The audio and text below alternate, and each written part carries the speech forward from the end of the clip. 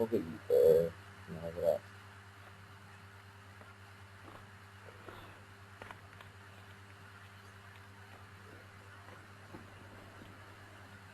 Okay जी, आज 2 units हमने करने। सेकंड यूनिट हम कंप्लीट करेंगे और आई होप कि थर्ड यूनिट जो है उसके आप ये भी हाफ हो जाएगा, एक लेसन इसका रह जाएगा जो हम कल करेंगे। ओके जी, सेकंड यूनिट जो है इस पे स्टार्ट करते हैं। Introduction to active directory domain services. इसमें मैंने कुछ डॉक्यूमेंट्स भी बनाए हैं जो मैं आपको आफ्टर लेक्चर सेंड कर दूंगा। कुछ मैंने इन स्लाइड्स में भी एडिटिंग की है, कुछ मैंने टेक्स्ट ऐड किया है। आप लोगों को मैंने हैंड आउट सेंड कर दिए थे। उन हैंड आउट्स में वो टेक्स्ट ऐड नहीं हुआ हुआ, तो आप ये रिकॉर्डिंग में देख लीजिएगा। नेक्स्ट टाइम मैं कोशिश करूंगा कि मैं जब कोई एडिटिंग करूँ तो उसके बाद आपको सेंड करूँ, ताकि वो जो मैंने चीज़ें ऐड की हैं वो भी आपको डिस्प्ले हो जाएं। ठीक है। समटाइम कुछ ऐसी स्लाइड्स होती हैं जिन्हें माइक्रोसॉफ्ट की जो स्टेटमेंट है वो थोड़ा सा यानी ये कह रहे हैं कि वो हमारा जो स्टूडेंट की अंडरस्टैंडिंग है उसके मुताबिक नहीं होती, तो मैं थोड़ा इजी लैंग्वेज में ऐड कर देता हूँ। तो जी मॉड्यूल 2 है introduction to active directory domain services. इसमें हमने 3 लेसन्स करने हैं। एक है overview of active directory directory services, then overview of domain controllers, and then installing a domain controller. Domain controller की जो इंस्टॉलेशन है वो भी हम देखेंगे। बस थोड़ा सा इसमें ये है कि एक इसने कुछ करेक्टरिस्टिक्स बताए हैं विंडोज कोर के लिए, वो हम देख लेंगे, लेकिन उसकी इम्प्लीमेंटेशन हम लेटर ऑन किसी और मॉड्यूल के साथ देखेंगे। तो बाकी जो जीयूआई बेस्ड है वो हम यहीं पे देख लेंगे। सबसे पहले देखते हैं overview of active directory directory services. इसमें हमने क्या क्या चीज़ें देखनी है। जनरलाइज एडीडीएस ओवरव्यू लेना है कि एडीडीएस बेसिकली हमें क्या देती है। उसके बाद बात होगी डोमेन्स पे, ओयूज पे, फॉरेस्ट पे और स्कीमा पे। ये बेसिकली कंपोनेंट्स हैं एडीएस के। इन पे इनको अगर आप अंडरस्टैंड नहीं करेंगे तो आपको इसका कॉन्सेप्ट नहीं क्लियर होगा। सबसे पहले देखते हैं एडीडीएस। ओके, ये जो कंपोनेंट्स हैं इन्हें हम बाद में देखते हैं। एक बात याद रखिएगा, एक्टिव डायरेक्टरी बेसिकली रिपोजिटरी है। रिपोजिटरी क्या होती है? जो आपको इंफॉर्मेशन ऑन रिक्वेस्ट दे। जिस तरह आपकी टेलीफोन डायरेक्टरी होती है, टेलीफोन डायरेक्टरी भी रिपोजिटरी है। ठीक है। तो रिपोजिटरी का मतलब होता है जिसमें तमाम इंफॉर्मेशन स्टोर हुई हुई है, और आपको जब भी कोई इंफॉर्मेशन चाहिए हो तो ऑन रिक्वेस्ट वो इंफॉर्मेशन आप व्यू कर सकते हैं। अब इसकी ज़रूरत इसलिए पड़ती है कि एक्टिव डायरेक्टरी आपको सपोर्ट देती है कि आप hundreds of thousands of users का जो डेटाबेस है वो उसमें होस्ट कर सकते हैं। अब अगर प्रैक्टिकली हम बात करें कि कोई कंपनी है जिसमें फॉर एग्जांपल 1000 एम्प्लॉयज़ हैं, तो जो 1000 एम्प्लॉयज़ हैं उनकी इंफॉर्मेशन कंपनी को चाहिए जो किसी एक डेटाबेस में स्टोर हो। कंपनी को अपने लिए भी चाहिए, और सेकेंडली जब यूज़र ने कंपनी प्रेमिसेस में आना है तो उसने लॉग ऑन होना है, उसने पूरा दिन काम करना है, तो वो जो उसने बिजनेस वर्क करना है उसके लिए भी कंपनी उसे अकोमोडेट करना चाहती है। तो अब होगा क्या कि आप उसका यूज़र अकाउंट एडीएस में बना देंगे, तो तमाम जो कंपनी एम्प्लॉयज होते हैं उनके अकाउंट्स एडीएस में डिक्लेयर किए जाते हैं। तो हम ये think of ADS as a database that hosts all user accounts. ठीक है। एक डेटाबेस है जिसमें तमाम यूजर अकाउंट्स स्टोर हुए हैं। अब जब यूजर अकाउंट एक जगह पे स्टोर हुए हैं तो क्या क्या फायदा लिया जा सकता है? यूजर को उस अकाउंट की बेस पे लॉगिन किया जा सकता है। ठीक है। उसके बाद अगर एक यूजर दूसरे यूजर को सर्च करना चाहता है तो वो इन्फॉर्मेशन भी एक जगह अवेलेबल है। इसी तरह एक और बात याद रखिएगा, आपने एडीएस को सिर्फ यूजर अकाउंट डेटाबेस के रेफरेंस से अंडरस्टैंड नहीं करना। यानी अगर मैं ये कहूँ कि active directory stores user accounts, तो ये इनकम्प्लीट बात होगी, क्योंकि एक्टिव डायरेक्टरी में कंप्यूटर अकाउंट्स भी होते हैं, एक्टिव डायरेक्टरी में ग्रुप्स भी होते हैं। ठीक है। तो there is more in active directory than just user accounts. तो फिर क्या कहा जाए? आप आपने क्या कहना है? आपने कहना है ऑब्जेक्ट्स। जब आप ऑब्जेक्ट कहेंगे ना तो बात मुकम्मल हो जाएगी। एक्टिव डायरेक्टरी क्या स्टोर करती है? ऑब्जेक्ट्स को स्टोर करती है। अब अगर आप गौर करें तो मैंने आपको दो टर्म्स बताई हैं। एक टर्म मैंने आपको बताई रिपोजिटरी, एक टर्म मैंने आपको बता दी ऑब्जेक्ट। तो अगर मैं कंक्लूड करूं तो active directory is a centralise और डिसेंट्रलाइज रिपोजिटरी। डिसेंट्रलाइज भी हो सकती है, मतलब आप दो मल्टीपल डीसीज पे भी कर सकते हैं। ठीक है। तो active directory is a centralised और decentralised repository that stores objects, ठीक है, और object can be a user और अ कंप्यूटर और अ रिसोर्स। अच्छा, अब यहाँ पे कंपोनेंट्स इसके डिस्कस हुए, इन पे बात करते हैं, लेकिन इसके लिए आपको ये क्लियर होना चाहिए कि डिफरेंस क्या है फिजिकल कंपोनेंट्स में और लॉजिकल कंपोनेंट्स में। तो मैंने एक छोटा सा डॉक्यूमेंट बनाया है, वो मैं आपके साथ शेयर करता हूँ जी। इसको मुझे थोड़ा बड़ा करना है, ये बात आपको ज़्यादा आसानी से समझ में आएगी। लेकिन जो फिजिकल कंपोनेंट है ना, उसका ताल्लुक स्टोरेज से है। ADDS information is stored in a single file on each domain controller's hard disk, ठीक है।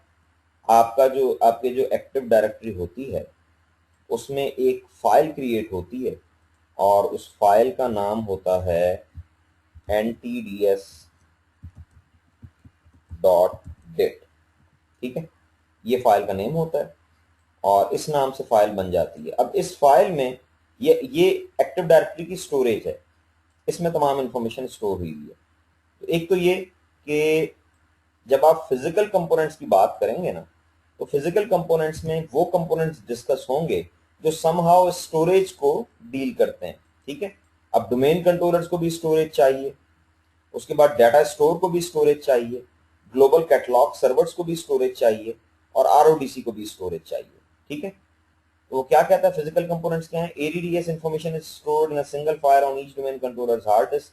The following table lists some of the physical components and where they are stored, ठीक है। ये फिजिकल कंपोनेंट्स हैं, domain controller है, directory store है, global catalogue servers है और रीड ऑनली डोमेन कंट्रोलर है। अब ये तो हो गया ADS का इंटरनल स्ट्रक्चर।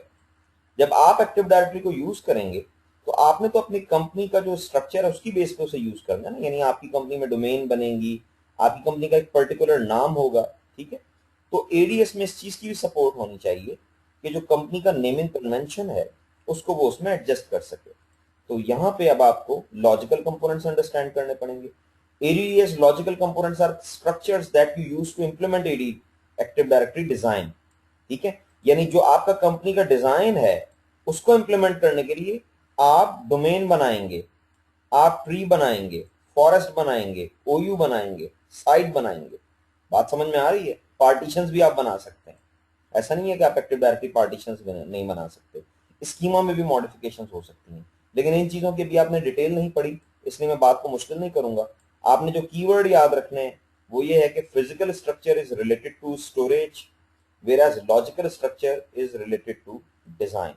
तो बात बिल्कुल समझ में आ जाएगी, ये कीवर्ड्स हैं, डिजाइन और स्टोरेज, ठीक है। ये बात जहन में रहेगी तो आपको पूरी बात, अगर इंटरव्यू में भी कोई पूछता है तो आपको फौरन याद आ जाएगा कि okay physical components are related to storage. ये नहीं तो गलत चीज हाईलाइट कर दी है, ये हाईलाइट कर, ठीक है, कीवर्ड ऐसा हो जिससे बात समझ में आ रही। तो अब स्लाइड देख लें, अब स्लाइड भी आपको समझ में आनी चाहिए। ये इसने फिजिकल कंपोनेंट्स लिख दी हैं, ये इसने लॉजिकल कंपोनेंट्स लिख दी हैं। ADDS is composed of both physical and logical components, ठीक है। ओके जी, आगे चलें। What are active directory domains.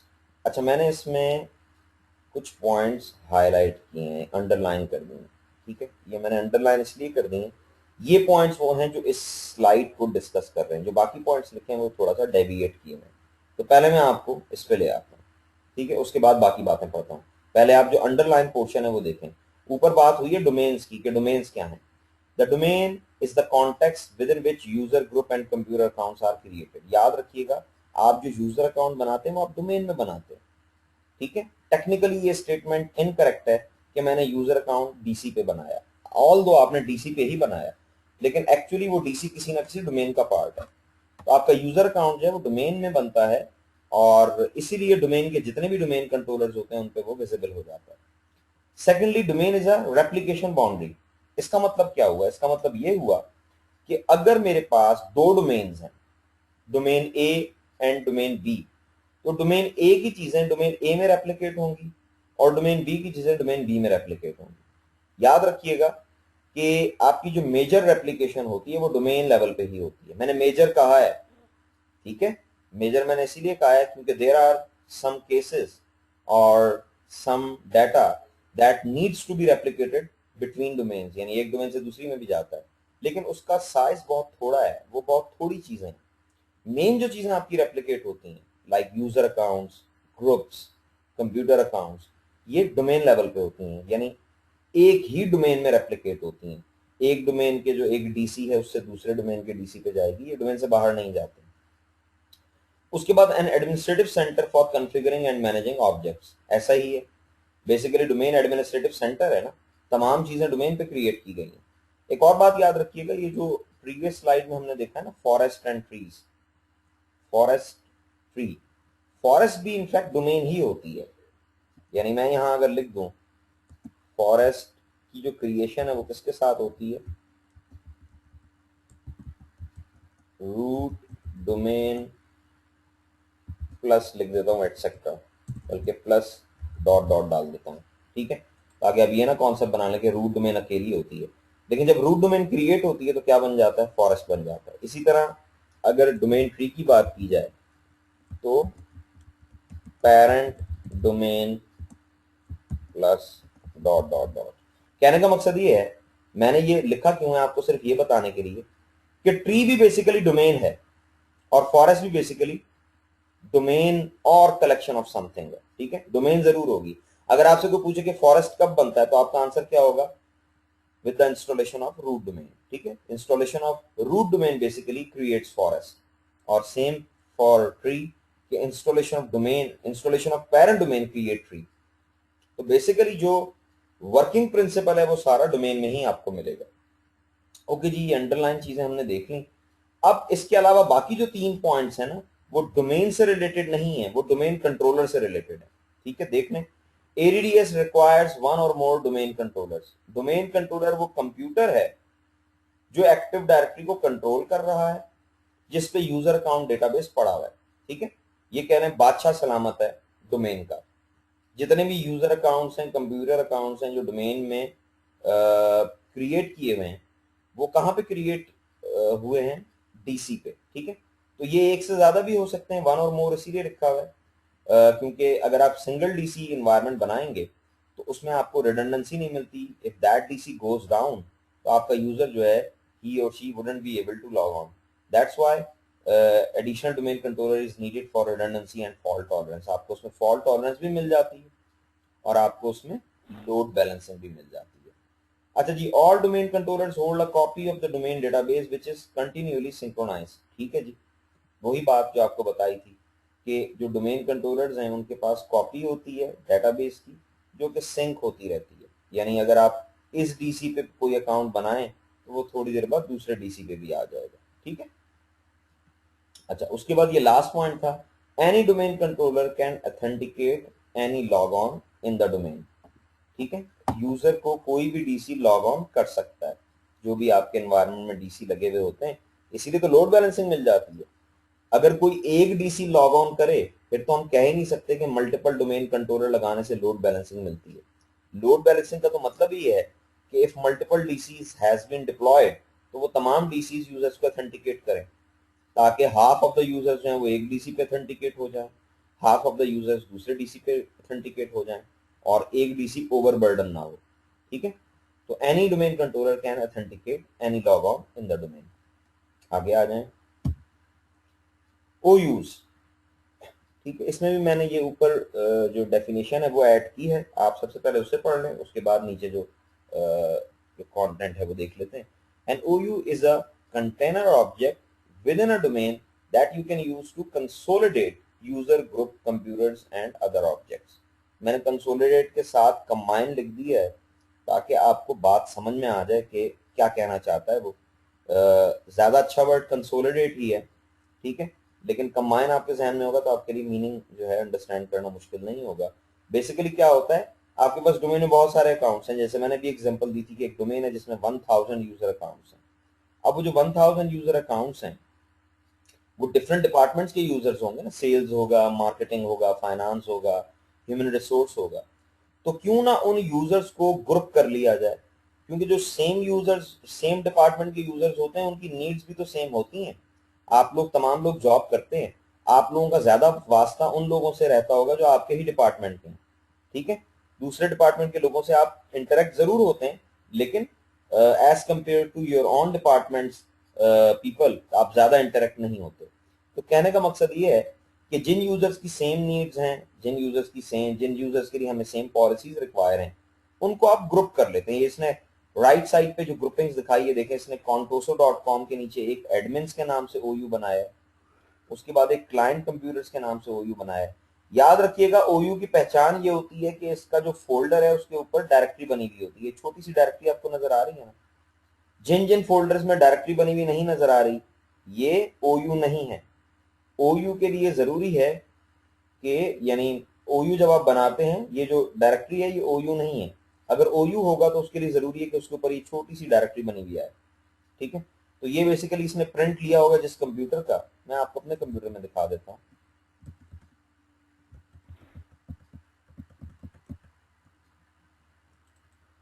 Okay, हम जाते हैं एक्टिव डायरेक्टरी, दूसरे सिस्टम पे आ जाए। इस पे तो एडीएस हमने भी इंस्टॉल खुद करनी है। हम ओपन करते हैं active directory users and computers, और बेसिकली मेरा मकसद है उसमें आपको दिखाना कि जो ओयूज होते हैं उनकी सिंबॉलिक रिप्रेजेंटेशन डिफरेंट होती है। यहाँ पे आप देखें कि ये जो फोल्डर है ये ओयू है, इसी तरह ये फोल्डर भी ओयू है, लेकिन built in computers, manage service accounts, foreign security principles and users, ये जो 4 कंटेनर्स हैं, 5 कंटेनर्स, ये ओयूज नहीं है। ठीक है, तो ओयू की पहचान ये होती है कि इसके फोल्डर के ऊपर छोटी सी डायरेक्टरी बनी हुई होती है। ओके जी, उसके बाद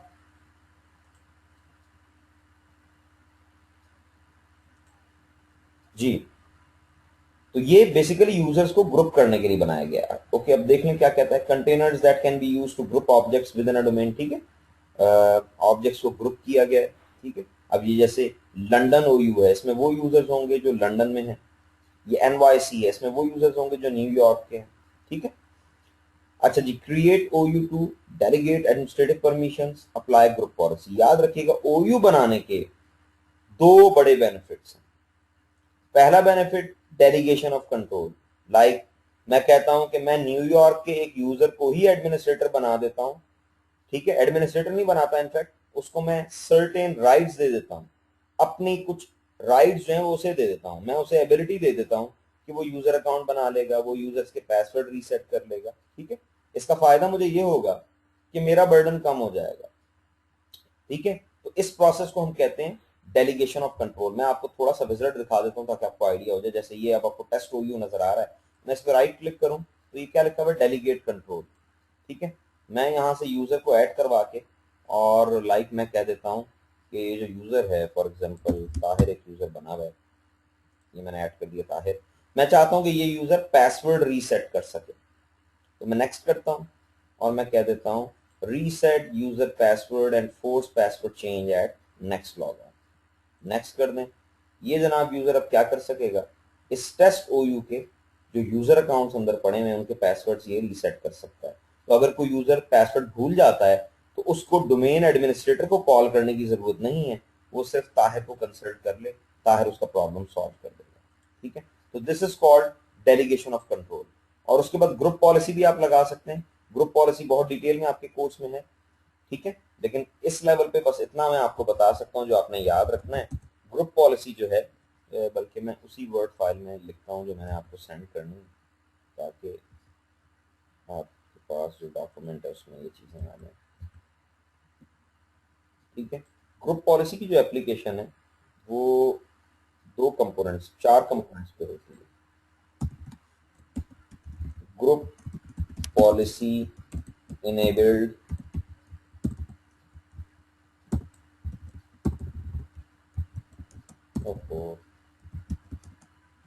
एक्चुअली कंटेनर्स 4 हैं ये। ठीक है, वो चारों में यहाँ लिख रहा हूँ, सॉरी 4 में 3 है, साइट, डोमेन और ओयू। ठीक है, ग्रुप पॉलिसी इन 3 पे इंप्लीमेंट हो सकती है। ठीक है, तो ये आने वाले लेक्चर्स में आप पढ़ेंगे भी। यहाँ मैं आपको दिखा भी देता हूँ कि आपके पास यूटिलिटी है एक gpmc.msc। जब आप इससे ग्रुप पॉलिसी इंप्लीमेंट करेंगे तो आपको ये और चीज़ क्लियर हो जाएगी कि ग्रुप पॉलिसी इंप्लीमेंट करते वक्त ये देखें, ये डोमेन है, इस पर मैं राइट क्लिक करूं तो I would have an option link GPO. इसी तरह मैं ओयू पर राइट क्लिक करूं तो वहां भी ऑप्शन होगी लिंक जीपीओ। और इसी तरह अगर मैं साइट्स को एक्सपेंड करके, ठीक है, ऐड करवाएं पहले, फॉर एग्जांपल ये साइट, इसमें सारी साइट्स आई हुई हैं।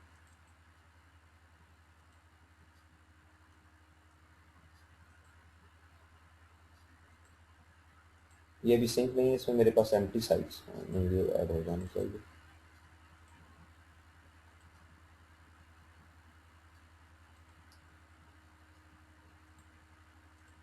ये देखो, इस पे राइट क्लिक करें, लिंक एन एग्जिस्टिंग जीपीओ, ठीक है।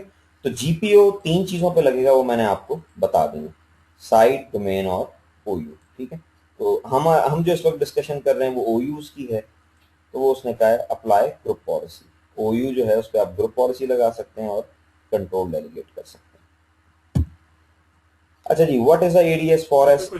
जी प्लीज, जी उस्मान पूछें। सर ये जो डेलीगेट कंट्रोल था, इसके लिए यूजर को उस ओयू का पार्ट तो नहीं ना होना चाहिए, वो तो किसी भी यूजर का हो सकता है ना, वो किसी भी ओयू का पार्ट हो सकता है वो हाँ, यूजर जिसका आपने इनफैक्ट कंट्रोल कंट्रोल। डेलीगेट करने के लिए उस यूजर को जो है उस ओयू का पार्ट नहीं होना चाहिए, जरूरी नहीं है ये, ठीक है। लेकिन राइट। प्रैक्टिकली स्पीकिंग होगा तो ऐसे ही ना, कि रिमोट एंड पे जो यूजर होगा वो उसी, हम ये तो नहीं होगा ना कि एक यूजर प्रैक्टिकली स्टेशनड है न्यूयॉर्क में और उसको मैंने कंट्रोल डेलीगेट कर दिया लंदन का। लेकिन जो आपने पूछा है कि टेक्निकली, तो टेक्निकली वो यूजर कहीं भी हो सकता है, ठीक है। सही, thank you. Okay, a forest is a collection of one और मोर डोमेन ट्रीज, ठीक है, ये आपके सामने, ये पूरा एक फॉरेस्ट है। इसमें एक हमारे पास ये रूट डोमेन है, ये पहली होगी फॉरेस्ट की, इसलिए ये फॉरेस्ट रूट डोमेन है। उसके बाद ये ट्री रूट डोमेन है और ये चाइल्ड डोमेन है।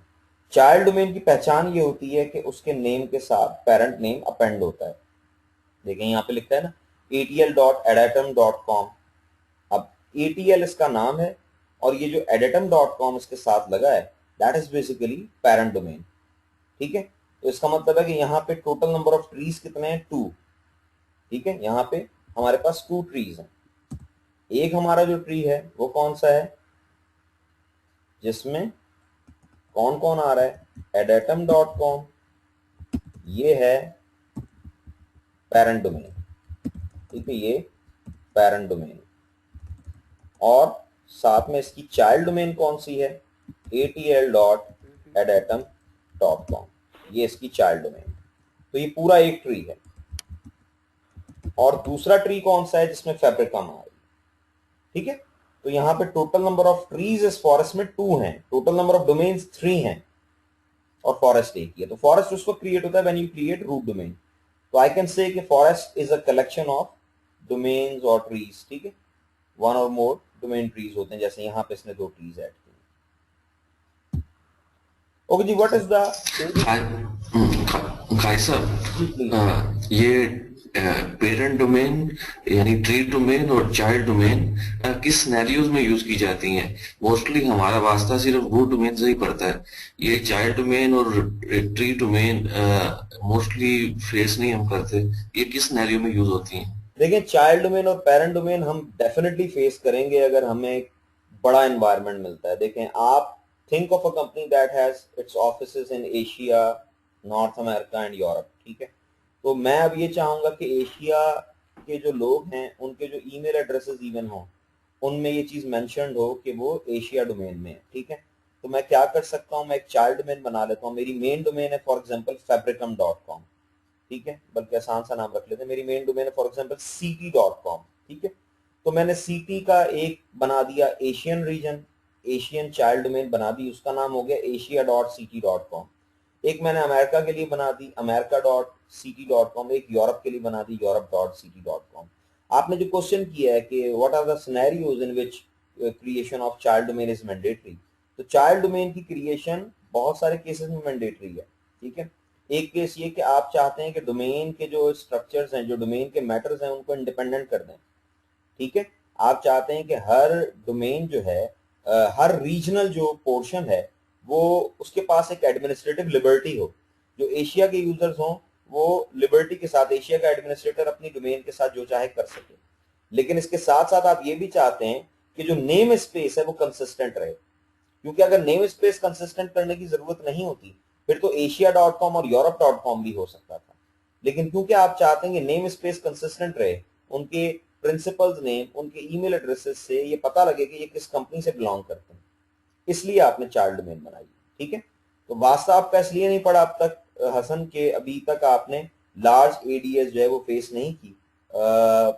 मैंने बहुत सारे केसेस देखे हैं, लेकिन बहरहाल आइडियल यही है, ये याद रखिएगा कि multiple domains for the sake of multiple domains कभी नहीं बनाते। मल्टीपल डोमेन उसी वक्त बनाएंगे जब आप you are bound to create multiple domains, आपकी जो कंडीशन है वो सिंगल डोमेन में पूरी नहीं हो रही। अदरवाइज बेस्ट जो स्ट्रक्चर होता है that is single domain model. और मैंने सिंगल डोमेन मॉडल स्ट्रक्चर ऐसी कंपनीज में भी देखा है जिनके पास थाउजेंड्स ऑफ यूजर अकाउंट्स हैं। ठीक है, तो सिंगल डोमेन मॉडल आइडियल है और उसकी सबसे बड़ी वजह यह है कि वो सिंपल है, easier to implement, easier to manage है। लेकिन दैट इज यानी नॉट मैंडेटरी। आप you can create multiple domains, और स्पेशली जब आपके पास लार्ज एडीएस होगी और कंपनी में एडमिनिस्ट्रेटिव लिबर्टी भी चाहिए होगी और साथ में कंसिस्टेंट नेम स्पेस भी रखनी होगी, तो फिर आपको चाइल्ड डोमेन बनानी पड़ेगी। हसन, क्लियर हुई है मेरी बात?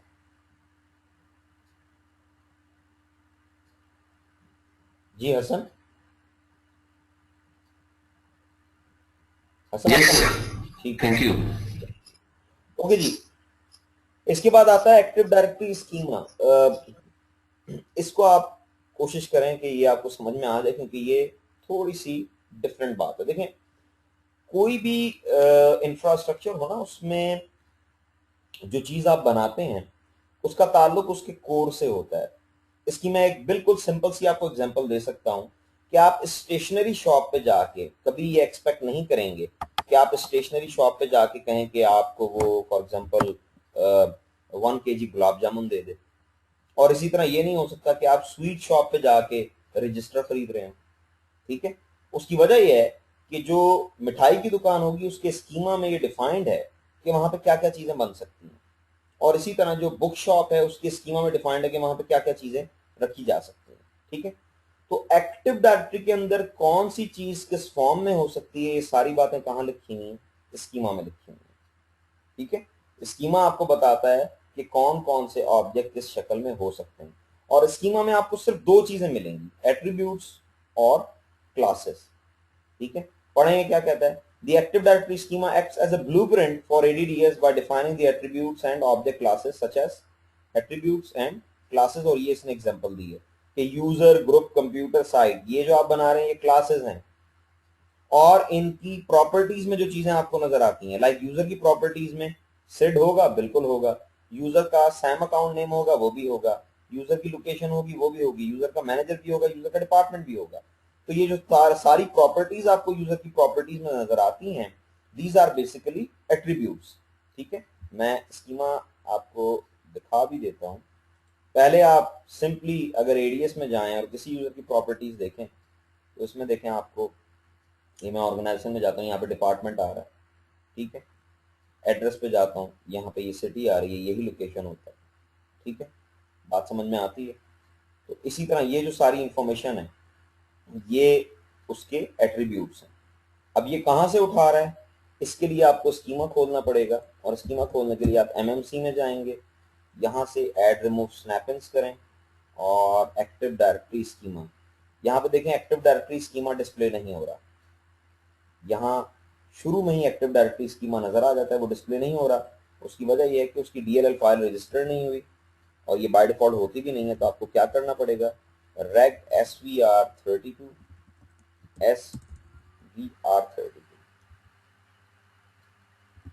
और schmmt.dll, ये मैसेज आ गया, DLL register server is schema management DLL succeeded. Okay कर दें।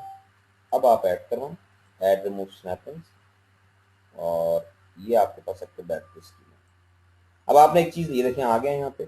अब आपने एक चीज देखनी है, इसको जब मैं एक्सपेंड करूंगा तो इसमें सिर्फ 2 फोल्डर्स आएंगे, एक क्लासेस का होगा और एक एट्रीब्यूट्स का।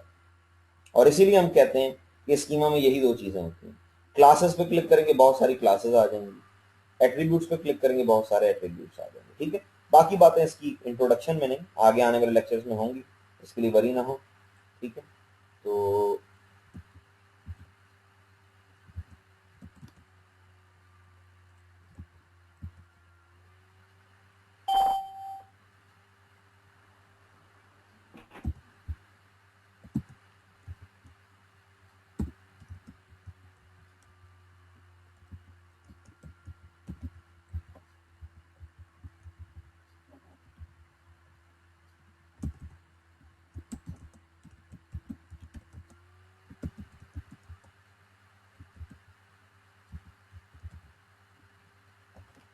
ओके जी, ये अब हम आ जाते हैं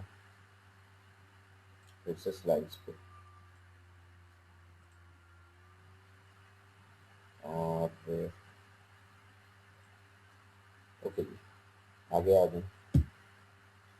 इसके बाद डोमेन कंट्रोलर्स को ओवरव्यू देखने से, बल्कि इस पर बहुत सारी बातें हो गई तो अब आपको समझने में आसानी होगी।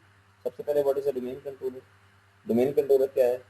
सर्वर है that host the active directory database ntds.bit, ये फाइल एंड sysvol, ये दोनों फाइलें इसमें होती हैं। ntds.bit भी होती है। ये अगर मैं ओपन करूं, सॉरी शेल नहीं ओपन करूं, डायरेक्टरी में जाएं और यहाँ पे सी में जाएं, सी में जनाब ओपन करें विंडोज़, और उसके बाद आ जाएं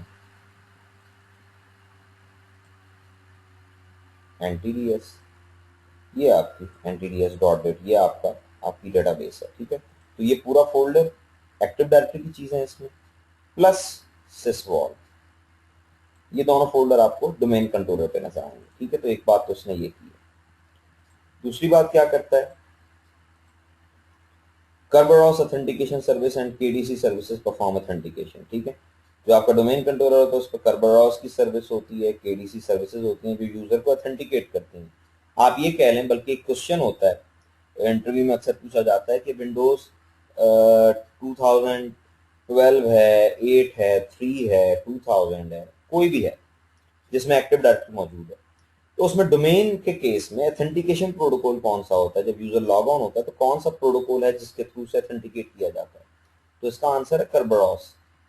अगर डोमेन आप नहीं बनाते तो फिर NTLM होता है, NTLM। लेकिन जब आपने डोमेन बना दिया तो आपका ऑथेंटिकेशन प्रोटोकॉल Kerberos है। ठीक है, तो डीसी पे Kerberos होगा। बेस्ट प्रैक्टिसेस क्या है? अवेलेबिलिटी मेक श्योर करें किस तरह से at least 2 DCs in a domain, आपके पास डोमेन में 2 DCs हों। सिक्योरिटी मेक श्योर करें, उसके लिए RODC है, आने वाले लेक्चर्स में आप पढ़ेंगे। रीड ऑनली डोमेन कंट्रोलर, इस पे जो एक्टिव डायरेक्टरी पड़ी होती है वो रीड ऑनली होती है, क्योंकि रीड ऑनली होती है इसलिए उसमें मॉडिफिकेशन कोई नहीं कर सकता। बिटलॉकर एक इनक्रिप्शन टेक्निक है, ये भी फ्यूचर लेक्चर्स में आप पढ़ेंगे, लेकिन बस इतना याद रखें कि बिटलॉकर इनक्रिप्शन टेक्निक है जिससे आप क्या करते हैं, ड्राइव्स को इनक्रिप्ट कर देते हैं, पूरी पूरी ड्राइव्स इनक्रिप्ट हो जाती हैं। ठीक है, तो माइक्रोसॉफ्ट को बेस्ट प्रैक्टिस बता रहा है कि जो डोमेन कंट्रोलर है उसको मजीद सिक्योर करने के लिए एक तो बिट लॉकर से उसकी ड्राइव्स को इनक्रिप्ट कर दें, और सेकेंडली अगर आपके पास फिजिकल सिक्योरिटी इशू है तो ऐसी जगह पे RODC इंप्लीमेंट करें। लाइक आपकी कंपनी मल्टीपल कंट्रीज में है और फॉर एग्जांपल नाइजीरिया में आपका एक ऑफिस है, तो नाइजीरिया में फिजिकल सिक्योरिटी का इशू है, वहाँ पे लॉ एंड ऑर्डर इतना अच्छा नहीं है, तो वहाँ आप क्या करते हैं, RODC प्लेस कर देते हैं, क्योंकि RODC पे जो एक्टिव डायरेक्टरी की कॉपी पड़ी है that is read only. Okay जी, what is a global catalogue? बिल्कुल सिंपल वर्ड्स में, global catalogue is an index, ये इंडेक्स है। और अगर आपको इंडेक्स की अंडरस्टैंडिंग हो तो इंडेक्स क्या करता है, सर्चिंग को स्पीड अप बनाता है। इंडेक्स की वजह से आप चीजों को जल्दी सर्च कर लेते हैं।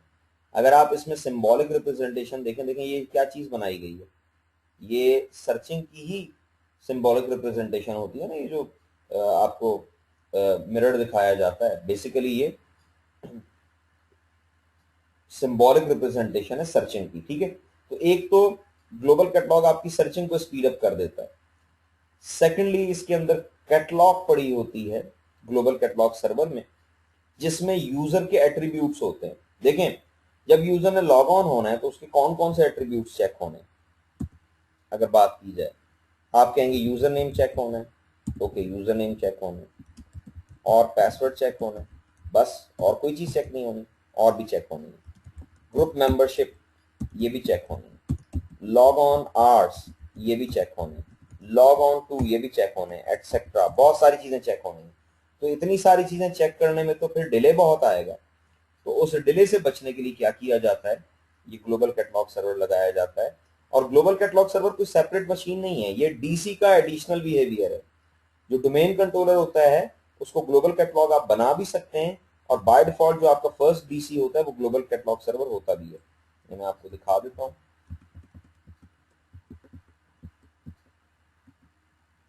आप डीसी में अपने डोमेन कंट्रोलर में अगर आप एक्टिव डायरेक्टरी साइट्स एंड बल्कि 2012 में तो यूजर्स एंड कंप्यूटर से भी चेक हो जाएगा। ये मैं यूजर्स एंड कंप्यूटर्स में हूँ, मैं अपने डोमेन कंट्रोलर की प्रॉपर्टीज में जाता हूँ और एनटीडीएस सेटिंग्स पे क्लिक करता हूँ। ये देखें क्या लिखा हुआ है, ग्लोबल कैटलॉग।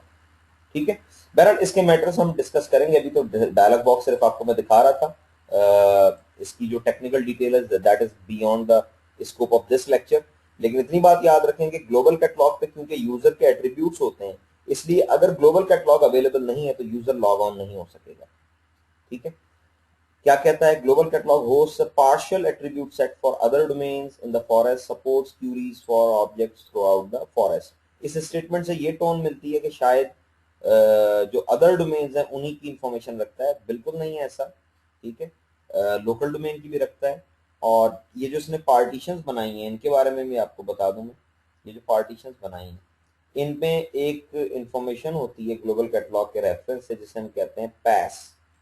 यहां मेंशन नहीं की इसने, PAS। PAS क्या है, PAS है पार्शियल एट्रीब्यूट सेट।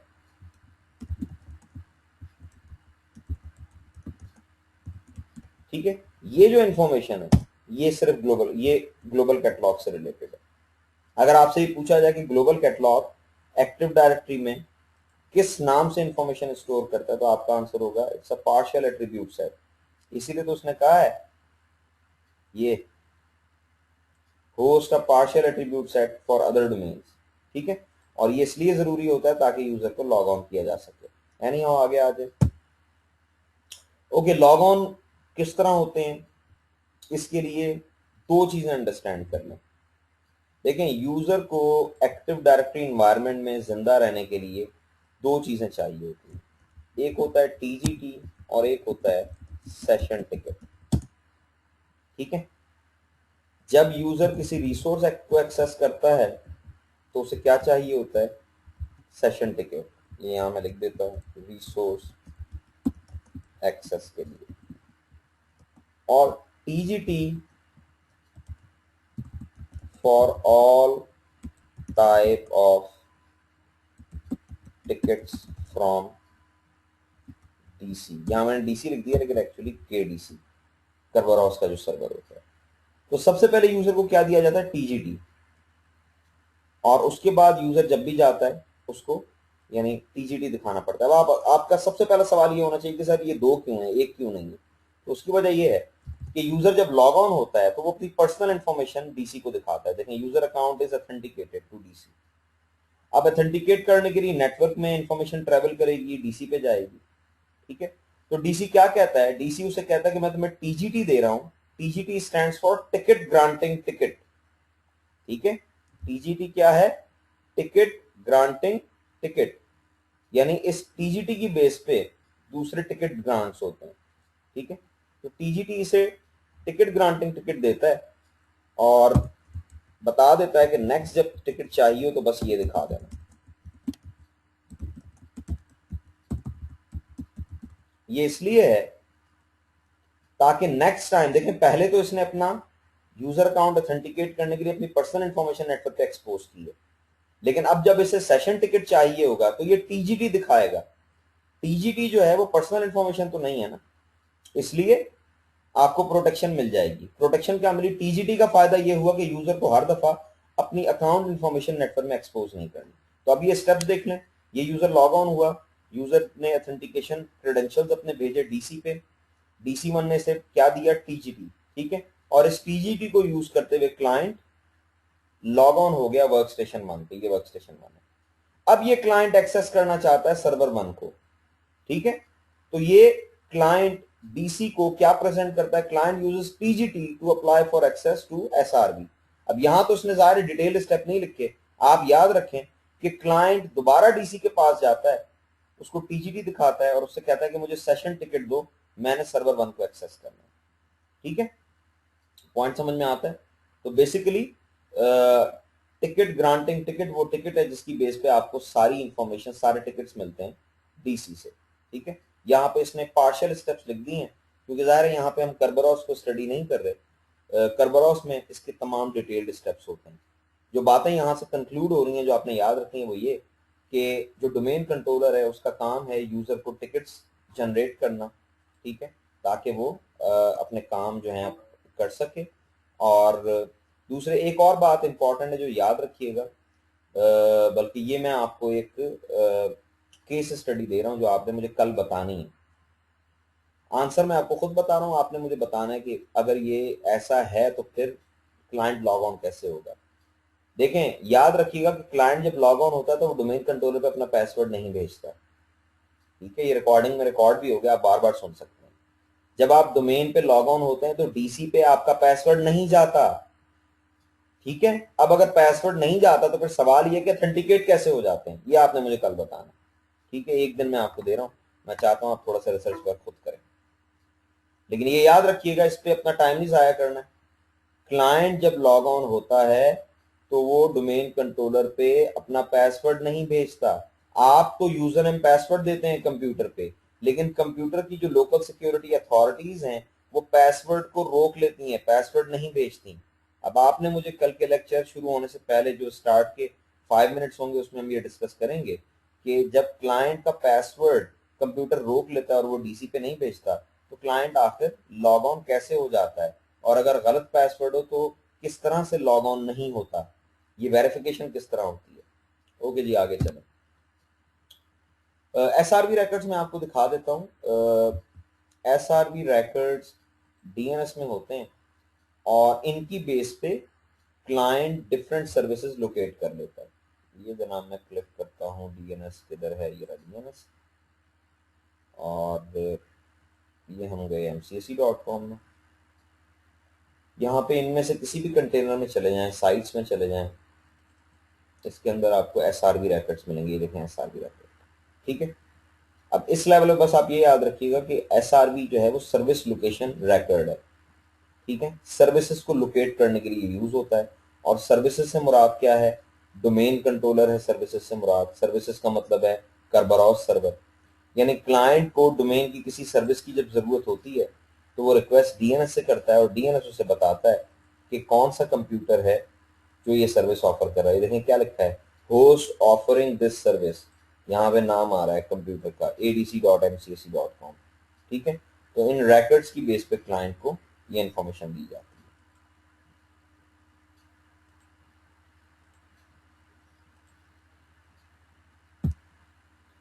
ओके जी, ऑपरेशंस मास्टर क्या है ये देख लें। इस वर्ड को अंडरस्टैंड करें, ऑपरेशंस मास्टर यानी कोई ऐसा ऑपरेशन है जिसका कोई मास्टर है। ठीक है, दो टर्म्स मैं लिख रहा हूं, वो अगर आपको समझ में आ गई तो सारी बात समझ में आ जाएगी। और वो टर्म्स हैं, यहां मैं इसे अंडरलाइन कर देता हूं। एक होते हैं सिंगल मास्टर ऑपरेशंस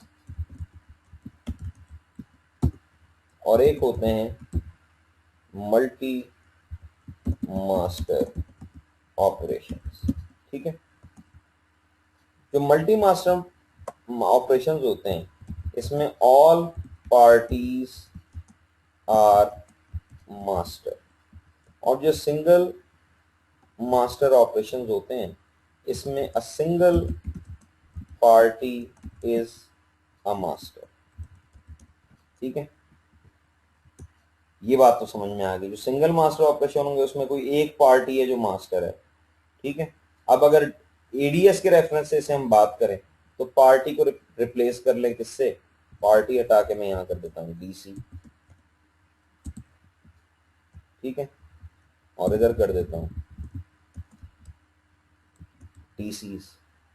जो मल्टी मास्टर ऑपरेशन है उसमें all DCs are master. Master का मतलब क्या है? राइट ऑपरेशंस हो सकते हैं। मास्टर का मतलब क्या है कि राइटेबल ऑपरेशंस हो सकते हैं। तो बेसिकली एडीएस में आप मल्टीपल डोमेन कंट्रोलर्स एक ही डोमेन में इंस्टॉल कर सकते हैं। ठीक है, लेट्स से आपके पास एक डोमेन में 2 डोमेन कंट्रोलर्स हैं। अब अगर 2 डोमेन कंट्रोलर्स हैं तो फिर तो दोनों मास्टर हुए। यही मैंने आपको बताया ना कि तमाम डीसी मास्टर होते हैं, तो दोनों मास्टर हुए। अब मसला यह है कि अगर दोनों मास्टर होंगे तो कुछ चीजों में प्रॉब्लम आएगी। देखें इसने पहला पॉइंट क्या लिखा है। इसने पहला पॉइंट लिखा है in any multi master replication topology some operation must be single master. वो कहता है कुछ चीजें ऐसी होंगी जो हर डीसी पे अलाउ नहीं कर सकते, वो किसी एक डीसी पे अलाउ होनी चाहिए। और वही चीजें हैं जिनके रेफरेंस से एडीएस का स्ट्रक्चर मल्टी मास्टर नहीं है बल्कि सिंगल मास्टर है, और वो ये लिखी हुई है। ठीक है, बात समझ में आ रही है? आपके पास फॉरेस्ट में 5 रोल्स होते हैं जो हर डीसी के पास नहीं होते।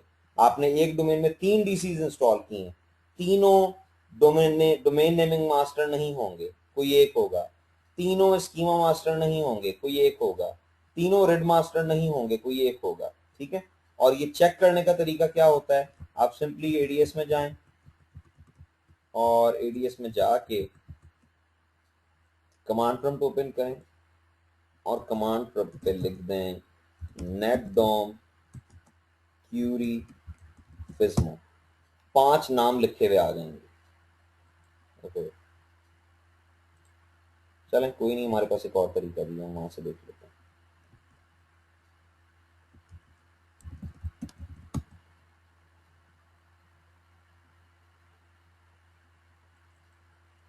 यहाँ मैं मॉनिटर सर्वर ऐड करता हूँ।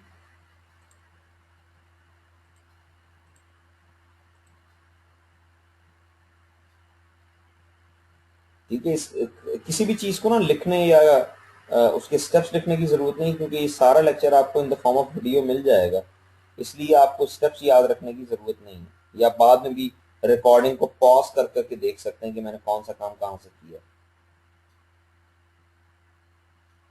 एक्चुअली इस डीसी पे काफी ज्यादा चेंजेस हो चुकी हैं, इसलिए अभी भी हमारे पास एक ऑल्टरनेटिव वे है। आप यूजर्स एंड कंप्यूटर्स में जाएं, राइट क्लिक करें, ये क्या लिखा हुआ है ऑपरेशंस मास्टर, क्लिक कर दें इस पर।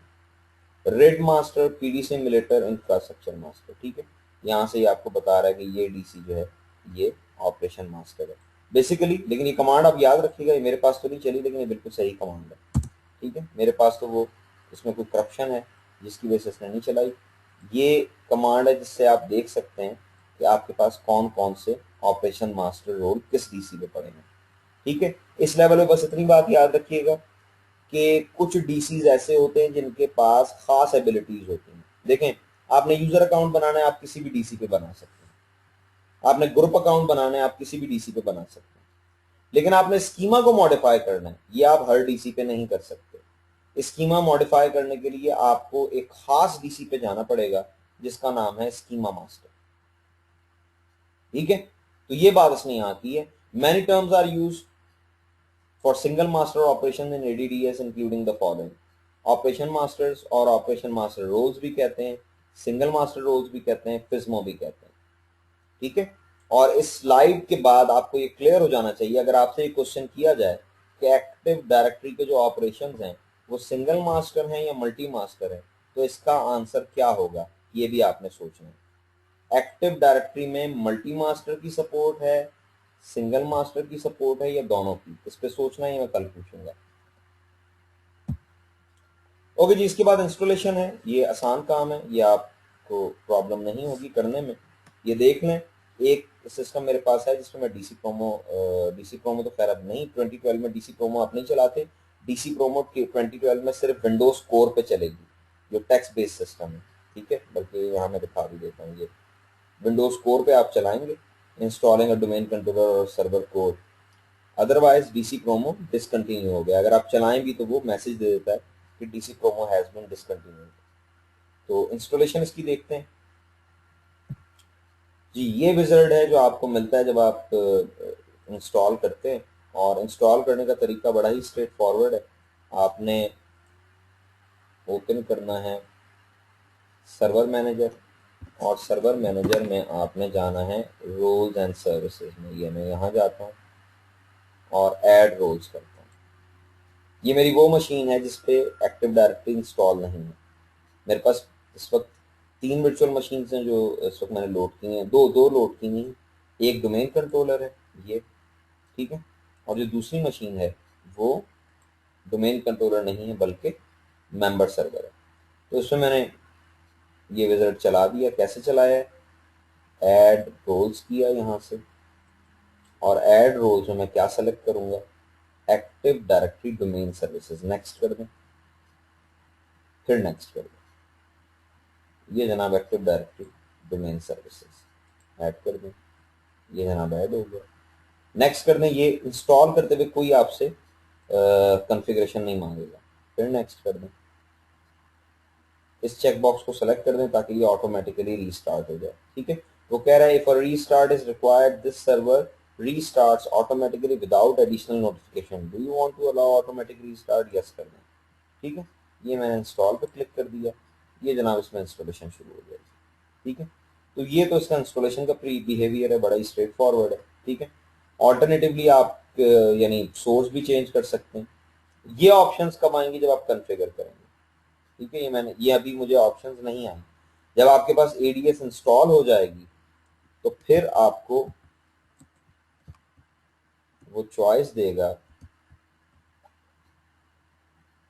यानी अभी इस पे एडीएस इंस्टॉल हो रही है। जब एडीएस की इंस्टॉलेशन इस पे कंप्लीट हो जाएगी तो उसके बाद यहाँ पे ना एक नोटिफिकेशन आ जाएगा जैसे अभी आ रहा है, और वो नोटिफिकेशन आपको क्या कहेगा कि इसको प्रमोट कर दो डीसी में, ठीक है। यहाँ पे ऑप्शन आ जाएगी जिसमें लिखा होगा promote this computer to a DC, ठीक है। बेसिकली ये पोस्ट डिप्लॉयमेंट कॉन्फ़िगरेशन होती है।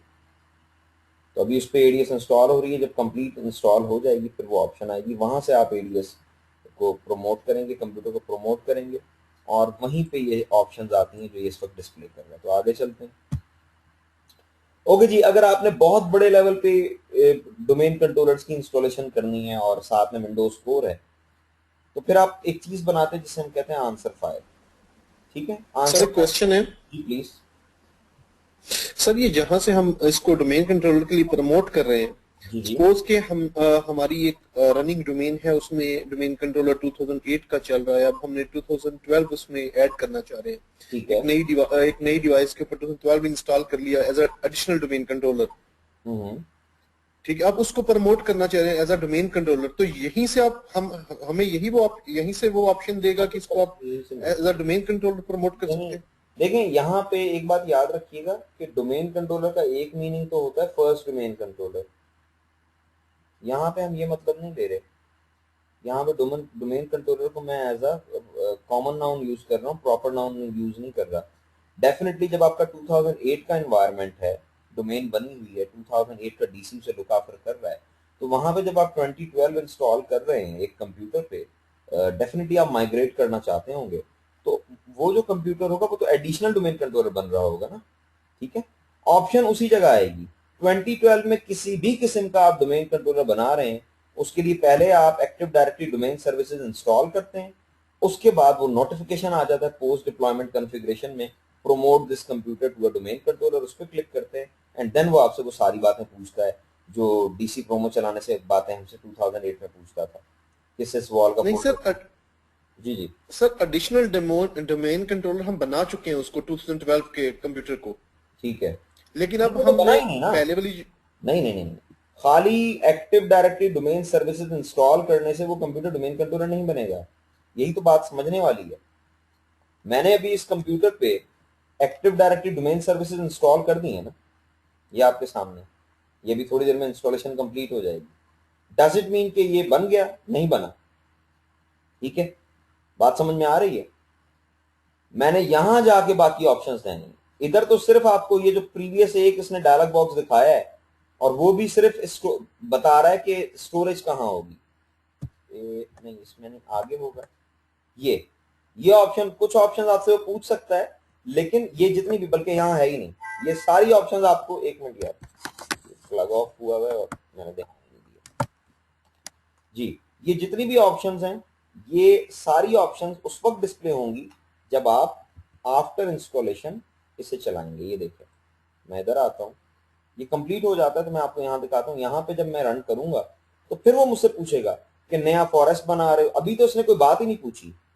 आप मुझे एक बात बताएं, जब आप एडीएस इंस्टॉल करते हैं तो सेटअप को आपसे पूछना चाहिए ना कि फॉरेस्ट बन रहा है, ट्री बन रहा है, डोमेन बन रहा है, या आप एडीसी बना रहे हैं, या आप आरओडीसी बना रहे हैं। ये सारी बातें तो उसने पूछी नहीं मुझसे। तो वो सारी बातें कब पूछेगा? जब आप यहां से इसे प्रमोट करेंगे। जी जिशान, बात क्लियर हुई है? जिशान, आपको क्वेश्चन क्लियर हुआ? जी जी सर, क्लियर हो गया। ठीक है, ओके जी। ये ऑप्शन मैं आपको दिखाता हूं अभी एडीएस इंस्टॉल होने के बाद। यहां ये बात कर रहा है कि अगर आपने बड़े स्केल पे डीसीज इंस्टॉल करने हो तो आप आंसर फाइल बना लें। आंसर फाइल बनाने का सबसे आसान तरीका ये है कि जब आप एडीएस इंस्टॉल कर रहे होते हैं तो सारी बातें बताने के बाद उसको सेव कर दें। यानी एक कंप्यूटर पे एडीएस मैनुअली इंस्टॉल करें, प्रमोट करें। प्रमोट जब करेंगे तो ये सारी ऑप्शंस आपसे पूछेगा, ये पूछेगा, ये पूछेगा। ये सारी बातें बताने के बाद उसको सेव एज करके, अभी मैं आपको दिखाता हूँ, फाइल सेव करनी। और उसके बाद वो जो सर्वर कोर है उसमें आप ये कमांड देंगे dcpromo/unattend कॉलन और उसका फाइल का पाथ। ये फाइल उस पर कॉपी कर दें और ये इंस्टॉलेशन हो जाएगी। ठीक है, बहरहाल अनअटेंडेड इंस्टॉलेशन जो ओएस लेवल पे है उसकी तो जरूरत पड़ती है, लेकिन ये बहुत ही लेस ऑफन है कि आप डीसीज की इंस्टॉलेशन जो है वो अनअटेंडेडली कर रहे हैं, क्योंकि ये तो बड़े स्केल का काम है। तो बहरहाल अगर ऐसा एनवायरनमेंट है जिसमें मैं कहता हूँ लाइक 50 डीसीज इंस्टॉल हो रहे हैं तो फिर आप अनअटेंडेड इंस्टॉलेशन जो है वो डेफिनेटली करेंगे।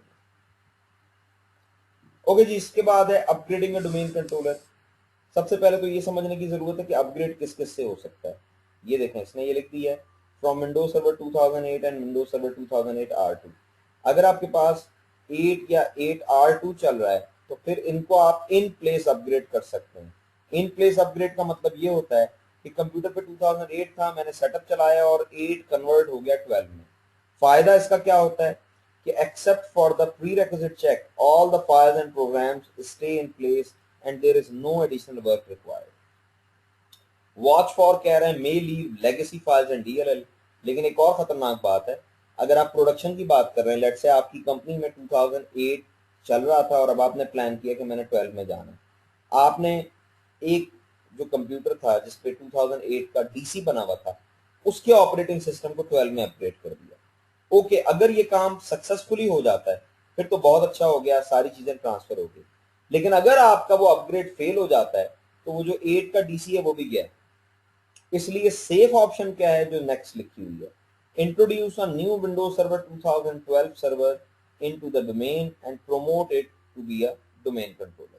ठीक है, ये सेफ ऑप्शन है कि आप 2008 की डोमेन में 12 का एडीसी लगाएं और उसके बाद उसमें सारी चीजें ट्रांसफर कर दें। ये देखें, this option is the usually the preferred choice। Benefit क्या है, result in a new server with no accumulated files and settings। इसमें कोई भी चीज नहीं होगी। ठीक है, उसके बाद फिर आपको सारी चीजें इसमें ट्रांसफर करनी पड़ेंगी। वॉच फॉर क्या है, may need additional work to migrate user file settings. देखें, यूजर्स तो ट्रांसफर हो जाएंगे क्योंकि वो एक्टिव डायरेक्टरी में पड़े हुए थे, लेकिन यूजर की फाइल्स और सेटिंग्स जो हैं ये आपको ट्रांसफर करनी पड़ेंगी, क्योंकि ये एडिशनल डोमेन कंट्रोलर बनने से यूजर की सेटिंग्स और यूजर की फाइल्स कंप्यूटर पे नहीं आ जाती, सिर्फ यूजर अकाउंट डेटाबेस आता है।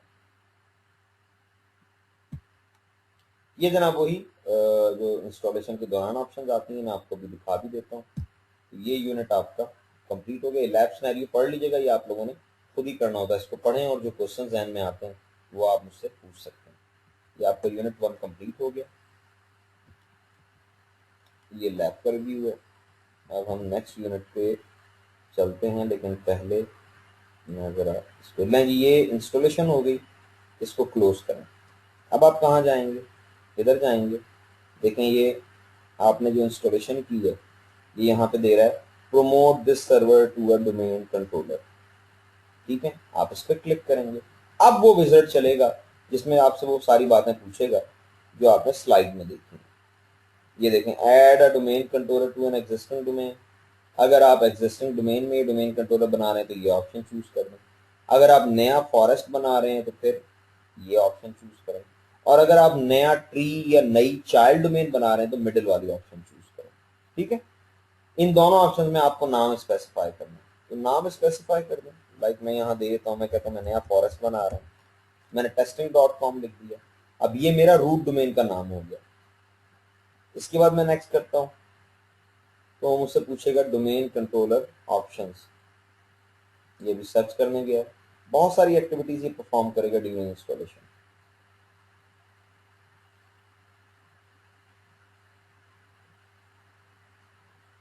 एक्चुअली ये मेक श्योर कर रहा है कि जो मैंने नेम दिया है वो यूनिक है, कहीं डुप्लीकेशन तो नहीं हो रही, कहीं testing.com कहीं और भी अवेलेबल तो नहीं। जब ये चेक कर लेगा, ये देखें इसने चेक कर लिया। और ये बातें मैं आपको बता देता हूँ, फंक्शनल लेवल जो लिखे हुए इसमें, forest functional level, domain functional level, generalize form में याद रखें। फंक्शनल लेवल का मतलब है सपोर्टेड डोमेन कंट्रोलर, यानी इस वक्त अगर यहाँ पे ये सेलेक्ट रहती है ऑप्शन विंडोज सर्वर 2012, तो फिर इस फॉरेस्ट में आप 2008 का डीसी नहीं लगा सकते। अगर आप चाहते हैं कि 2008 का डीसी लग सके तो यहाँ पे फिर 8 की सपोर्ट ऑन करें, यहाँ पे 8 कर दें, ठीक है, ताकि ये 8 की सपोर्ट के साथ लगे। और अगर उससे भी पहले के रखने हैं तो 3 कर दें, ठीक है। लेकिन क्योंकि मेरे एनवायरनमेंट में सिर्फ 12 ही 12 है तो मैं यहाँ पे 12 कर देता हूँ। उसके बाद स्पेसिफाइड डोमेन कंट्रोलर कैपेबिलिटीज, इस पे डीएनएस करना है, इस पे ग्लोबल कैटलॉग करना है या आरओडीसी बनाना है।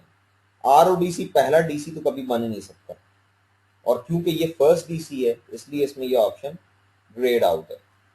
उसके बाद वो पूछता है type the directory services restore mode password, तो यहाँ पे आप पासवर्ड दे दें।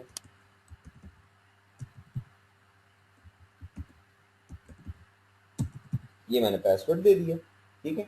ये पासवर्ड कब यूज होगा, आपने देखा होगा जब सिस्टम बूट होता है तो एक ऑप्शन आती है press F8 for advanced startup options, ठीक है। वो आप F8 प्रेस करेंगे तो फिर वो आपसे डायरेक्टरी सर्विसेज रिस्टोर मोड की ऑप्शन आपको देता है। ये उस वक्त यूज होगी जब आपकी एडीएस क्रैश हो गई है।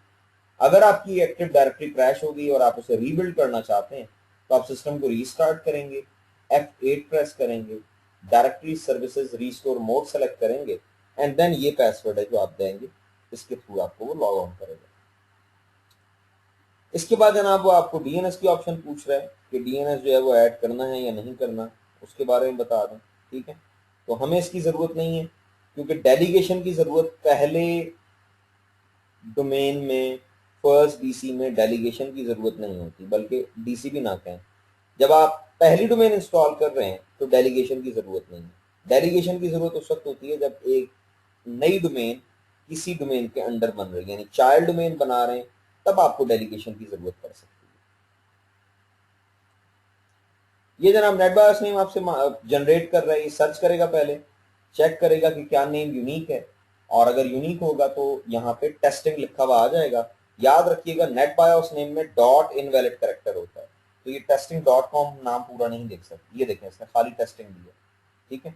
इसके बाद जनाब इंस्टॉलेशन के पाथ आएंगे, एनटीडीएस का पाथ, सिसवॉल का पाथ, ये आपके सामने। अगर आप लोकेशन चेंज करना चाहें तो लोकेशन चेंज कर दें। ये डेटाबेस का पाथ है, ये लॉग फाइल्स का पाथ है, ये सिसवॉल का पाथ है। रिव्यू करवाएगा अब ऑप्शंस आपको, और आप जैसे ही नेक्स्ट करके कंफर्म करेंगे, ये प्री रिक्विजिट चेक कर रहा है, उसके बाद आपने ओके करना है और ये इंस्टॉल कर देगा, ठीक है। अब इसे करने दें, विजिट की हमने सारी ऑप्शंस देख ली और हम अब नेक्स्ट यूनिट पे चलते हैं।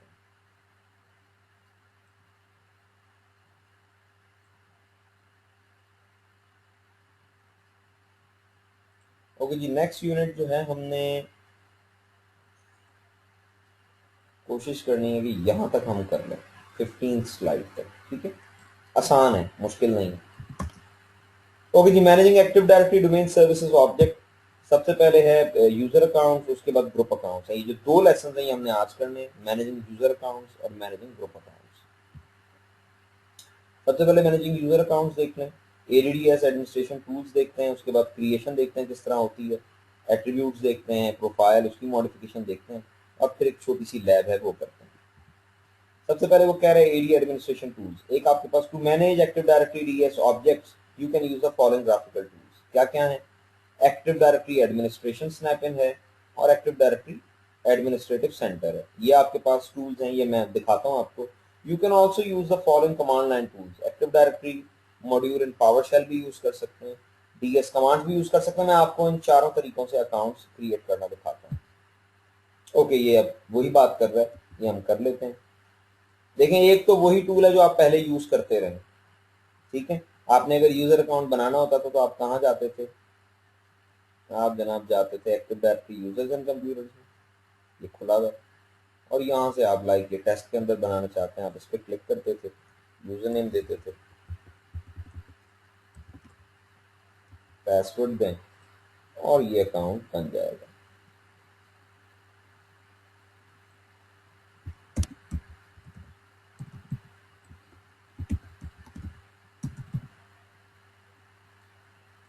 ये जनाब बन, ठीक है। इसी तरह पावर शेल के थ्रू बनाना है, नो प्रॉब्लम, बल्कि उसे खुला रहने में ताकि हमें नजर भी आता रहे। ओके, पावर शेल के थ्रू बनाना चाहते हैं, नो प्रॉब्लम, बहुत इजी है। न्यू एडी यूजर, आगे नाम दे दें, ठीक है, उस्मान, एंटर कर दें। ये जनाब बन गया, ये देखें, ये उस्मान आ गया, ठीक है। डायरेक्टरी सर्विसेज टूल के थ्रू बनाना चाहें, इसमें भी कोई मसला नहीं है। इसके लिए आप क्या करेंगे, आप जनाब लिखेंगे ds add user cn is equal to Zeeshan कर लें, comma dc is equal to mcse, comma dc is equal to com. ये समझाऊंगा, फिलहाल सिर्फ इम्पैक्ट देख लें ताकि आपको पता लग जाए बनता किस तरह। जो यहाँ पे रिफ्रेश करें, ये जनाब जीशान आ गया, ये आ गया जीशान, ठीक है। अच्छा, अब जो तरीका उसने ग्राफिकली बताया है आपको, जो कि सबसे अच्छा बेहतर तरीका है, वो उसने एक्टिव डायरेक्टरी एडमिनिस्ट्रेटिव सेंटर के थ्रू बनाया। ये देखें, एक्टिव डायरेक्टरी एडमिनिस्ट्रेटिव सेंटर, इस पर क्लिक करें, ये जनाब active directory administrative centre open हो रहा है।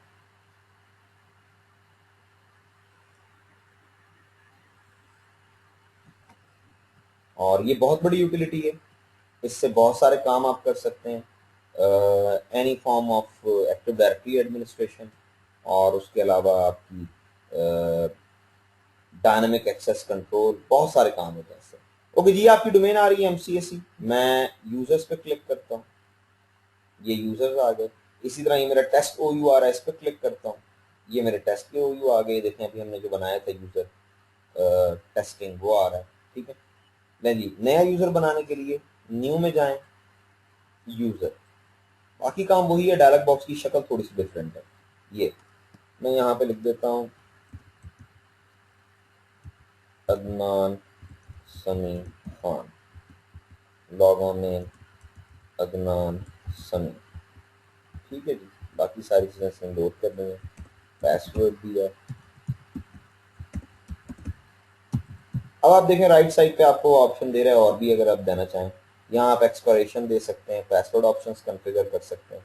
ये रिकॉर्ड प्रोफाइल पाथ, अगर आप प्रोफाइल देना चाहें वो भी आप दे सकते हैं। बाकी सारी जो मेथड है उसमें कोई नई चीज़ नहीं। ओके पे क्लिक करें, ये जनाब यूज़र बन गया अदनान समी खान, ठीक है जी। ये आपको डिस्प्ले हो रहा है। अगर आप इसके एडिटिंग करना चाहें तो क्लिक कर दें, देखें अभी आपके पास ऑप्शन आ गई। ऑर्गेनाइजेशन में आप ऑर्गेनाइजेशन से रिलेटेड चीज़ें कर सकते हैं, नंबर ऑफ है, पासवर्ड है, प्रोफाइल है, एक्सटेंशन है, ठीक है। ये बेसिकली वहाँ स्लाइड में भी आपको यही चीज़ें दिखा रहा है, मैंने इसलिए क्लिक करके दिखा दी है कि आप उसे देख के कंफ्यूज ना हो जी। ये देखें, यही चीज़ थी।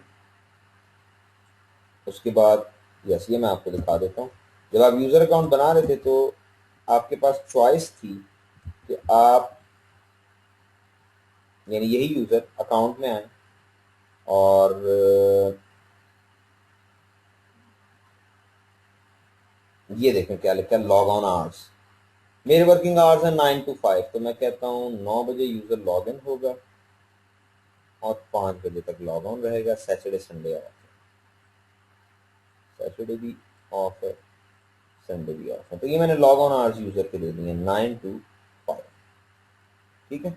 ये इसने आपको स्लाइड में दिखाया, कोई इसमें रॉकेट साइंस नहीं है।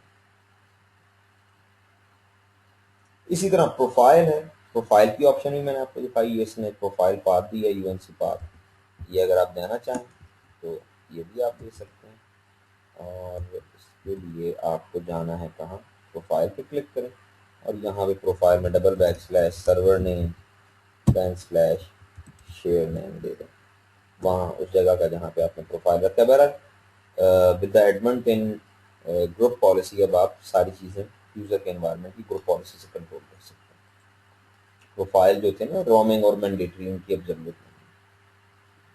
ओके जी, और आगे चलें जी। हमने एडमिनिस्ट्रेटिव सेंटर ओपन करके देख लिया, ठीक है। ये लैब्स हैं बेसिकली, डेमोन्स्ट्रेशन में हमने प्रैक्टिकल वर्क करना होता है। Open the active directory administrative centre हमने कर लिया, डिलीट नहीं किया, क्रिएट भी कर लिया है, मूव नहीं किया। तो डिलीट और मूव मैं आपको दिखा देता हूँ। ये हमारा यूजर अकाउंट बन गया।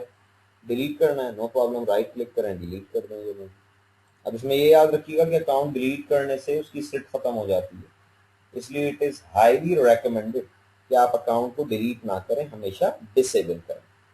और मूव, जैसे ये यूजर अकाउंट मूव में क्या है, ये इस वक्त कहाँ बना हुआ है, मैं यूजर से एक अकाउंट मूव करके लाता हूँ। फॉर एग्जांपल ये यूजर्स कंटेनर में उस्मान यूजर अकाउंट बना हुआ है, मैं चाहता हूँ कि ये टेस्ट में आ जाए, टेस्ट में नहीं है ये, तो मैं यूजर्स में जाता हूँ, उस्मान पे राइट क्लिक करता हूँ और मूव करवाता हूँ और सेलेक्ट कर देता हूँ टेस्ट, ओके कर देता हूँ। ये जनाब अब यूजर्स में उस्मान नहीं नजर आएगा आपको, देख लें यहाँ पे नहीं, ठीक है। और अब टेस्ट पे क्लिक करें, वहां पे डिस्प्ले हो जाएगा, ठीक है। तो ये आप अपने आप को फेमिलियर करें इसके साथ ना, इस पे करें काम ताकि आप इसके साथ कंफर्टेबल हो जाए।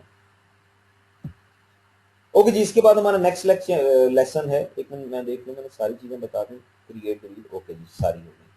मैनेजिंग ग्रुप अकाउंट्स में हमने देखना है कि ग्रुप की टाइप्स क्या हैं, ग्रुप की स्कोप्स क्या हैं, implementing group management, default groups क्या हैं, स्पेशल आइडेंटिटीज क्या हैं, एंड देन हम ग्रुप क्रिएट करके देखेंगे। सबसे पहले देखें ग्रुप टाइप्स। ये दो टाइप्स हैं ग्रुप की। जब आप ग्रुप क्रिएट करते हैं किसी भी टूल के थ्रू क्रिएट करें, लाइक जो मोस्ट कॉमन है वो active directory users and computers है।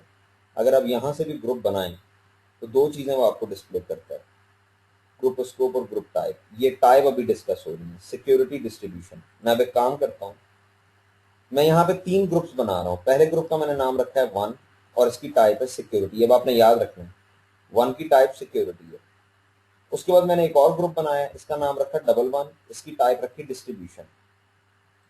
उसके बाद मैंने एक और ग्रुप बनाया, इसका नाम रखा 111 और इसकी भी टाइप रखी सिक्योरिटी।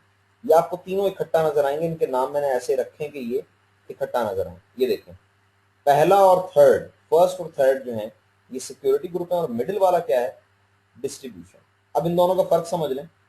जो आपका सिक्योरिटी ग्रुप है, ग्रुप के दो यूजेज होते हैं, एक है परमिशंस और एक है ईमेल सिस्टम, ठीक है। आप ईमेल सिस्टम में ग्रुप्स को यूज कर सकते हैं, आप परमिशंस के लिए यूज कर सकते हैं।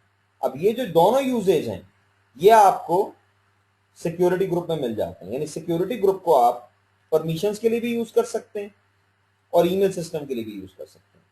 लेकिन जो आपका डिस्ट्रीब्यूशन ग्रुप है इसको आप परमिशंस देने के लिए यूज नहीं कर सकते, ये सिर्फ ईमेल सिस्टम में यूज होगा। यानी इसका मतलब ये हुआ कि अगर मैं अभी यहां पे जाके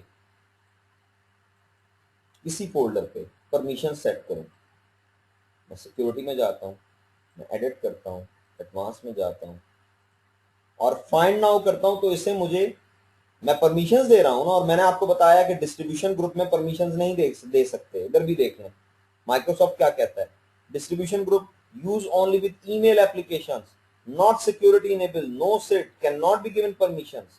तो फिर इसका मतलब ये हुआ कि 11 तो नजर ही नहीं आना चाहिए ना, क्योंकि 11 जो है उस पे मैंने क्या टाइप दी है, उसकी 11 की टाइप है डिस्ट्रीब्यूशन। तो इधर मैं फाइंड नाउ करता हूं, आपने देखना है कि लिस्ट में 11 आता है। देखें ये 1 है, ये 111 है, 11 बीच में से गायब है। कहां गायब है, इसलिए गायब है क्योंकि 11 की टाइप क्या थी, डिस्ट्रीब्यूशन। तो डिस्ट्रीब्यूशन ग्रुप जो है वो it can't be used for assigning permissions, ठीक है। सिक्योरिटी ग्रुप, इससे सारे काम हो जाते हैं। Security principal with a SID can be given permission, can also be email enable, यानी ईमेल सिस्टम में भी इसे आप यूज कर सकते हैं। यानी मैं ये कह सकता हूं कि security group can be use as यानी डिस्ट्रीब्यूशन ग्रुप वर्किंग, ठीक है। जो डिस्ट्रीब्यूशन ग्रुप का काम है वो सिक्योरिटी से भी लिया जा सकता है, but not vice versa. Distribution का जो ग्रुप है उससे आप सिक्योरिटी वाला काम नहीं ले सकते। अच्छा जी, ये इसने आपको एक टेबल बना दिया जो आप, भाई साहब ये सीड एक आईडी हो, जी जी प्लीज बोलो। ये सीड एक आईडी होती है। सिक्योरिटी आइडेंटिफायर एक स्ट्रिंग होता है नंबर्स, यानी लिखा होगा एस डैश और आगे नंबर्स होंगे बहुत सारे। जब यूजर लॉग ऑन होता है तो बेसिकली उसकी सिड की बेस पे सारा काम होता है।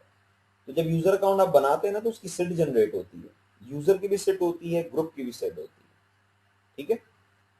तो सिड है security identifier, SID stands for security identifier, और इसका प्रॉपर स्ट्रक्चर होता है। मेरे पास ये इंफॉर्मेशन भी है, मैं आप लोगों को जो अभी डॉक्यूमेंट भेज रहा हूँ उस डॉक्यूमेंट में मैं आपको 4-5 लाइंस भेजूंगा, उन्हें आप देख लीजिएगा।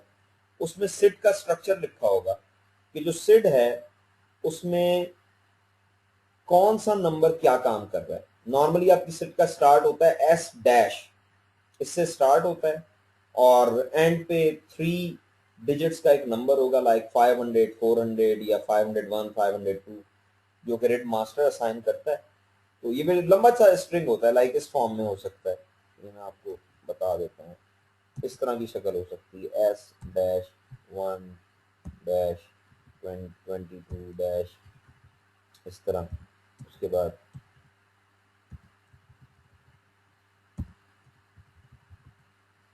देन 3 डिजिट्स होंगे। ये एक सिड मैंने आपको लिख दी, ठीक है जी। हसन, क्लियर हुई बात? जी जी यस। इस सीड की बेस पे कम्युनिकेशन होती है, वो सिक्योरिटी ग्रुप सीड की बेस पे वो आइडेंटिफाई करता है। सिड की बेस पे कम्युनिकेशन नहीं कहेंगे, सिड की बेस पे परमिशन असाइन होती है। जब दो यूजर आपस में बात कर रहे होते हैं तो उसमें सिड नहीं यूज होनी। अगर आप कहेंगे ना सिड की बेस पे कम्युनिकेशन हो रही है, तो इससे कुछ और जहन में आता है, ठीक है। इससे तो ये बात जहन में आती है कि एक फाइल मूव हो रही है एक कंप्यूटर से दूसरे में, तो उसमें भी सिड।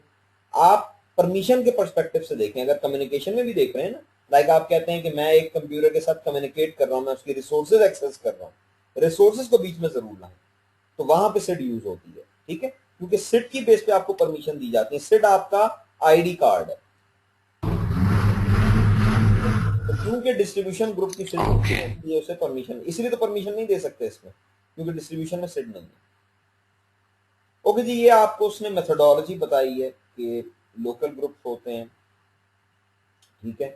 ये बात मैं आसान करता हूं ताकि आपको आसानी से समझ में आ जाए। आप सिर्फ 2 ग्रुप अंडरस्टैंड करें, डोमेन लोकल और ग्लोबल, ठीक है। डॉक्यूमेंट में मैंने लिखा है क्योंकि मुझे पता था कि ये स्लाइड आपको परेशान कर सकती है, तो ये डॉक्यूमेंट में मैंने पहले से ही ऐड किया है जी। बस इतनी चीज देखें। ओके, ग्लोबल ग्रुप, ये क्या लिखा है, आप अपने जहन में एक ऐसा एनवायरनमेंट ले आए जिसमें एक से ज्यादा डोमेन्स है, ठीक है। तो ग्लोबल ग्रुप जो है उसमें उसी डोमेन के यूजर्स होते हैं जहां पे ग्लोबल ग्रुप क्रिएट किया गया है। अगर आपने डोमेन ए में ग्लोबल ग्रुप बनाया, उसमें डोमेन बी के यूजर्स नहीं आ सकते, ठीक है। इसलिए लिखा हुआ है users from its own domain, ठीक है, on domain where global group is created. Global group अगर डोमेन ए में बनाया तो डोमेन ए के यूजर इसमें ऐड हो जाएंगे। Can be used in any domain in the forest, ठीक है, और इसी प्रॉपर्टी की वजह से इसका नाम ग्लोबल रखा गया। यूजर्स अपनी ही डोमेन के इसमें ग्रुप होंगे, लेकिन ये नजर पूरे फॉरेस्ट में आएगा। यानी मैं डोमेन ए का ग्लोबल ग्रुप है, एक ग्लोबल ग्रुप है जो डोमेन ए में बनाया है, मैं डोमेन बी में जाता हूं और वहां पे एक फोल्डर की प्रॉपर्टीज में जाता हूं, मैं परमिशन देने लगता हूं, तो वहां पे मुझे वो ए वाला ग्लोबल ग्रुप भी नजर आ जाएगा, ठीक है। लोकल क्या है, users from any domain in the forest, ठीक है। इसमें डिफरेंट डोमेन के यूजर्स हो सकते थे, ग्लोबल में नहीं हो सकते थे, लेकिन इसमें हो सकते हैं। Used in its own domain, ये नजर नहीं आएगा, इसकी विजिबिलिटी जो है अपनी डोमेन में ही होती है, यानी डोमेन से बाहर इसको आप यूज नहीं कर सकते। Where local group is created, ठीक है, खाली लोकल नहीं, क्योंकि लोकल अलग चीज होती है, domain local group is created, ठीक है।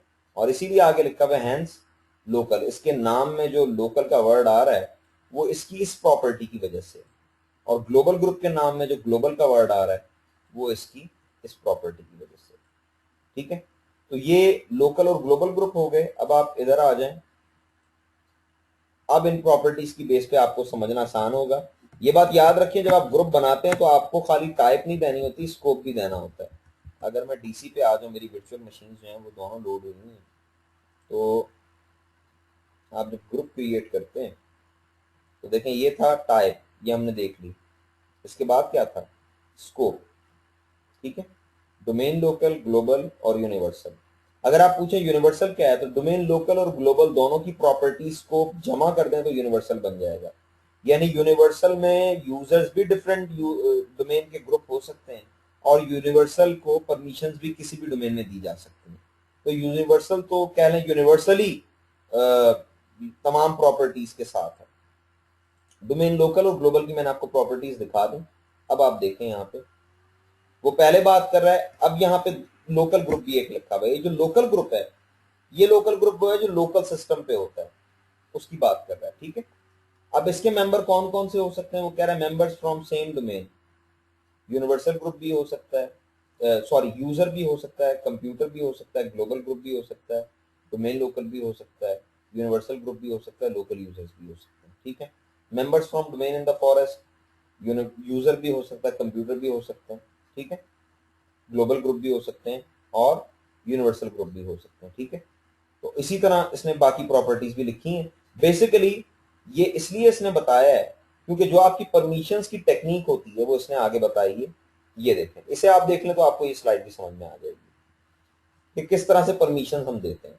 आई जो है, आई का मतलब है user account, computer account, identities. Identity को आप सबसे पहले ऐड करवाते हैं किसमें, ग्लोबल ग्रुप में, ये देखें। उसके बाद ग्लोबल ग्रुप को ऐड करवाते हैं डोमेन लोकल ग्रुप में, ठीक है। And then domain local group को आप परमिशन दे देते हैं, ठीक है। IGDLA इस स्ट्रेटजी का ये नाम है, IGDLA।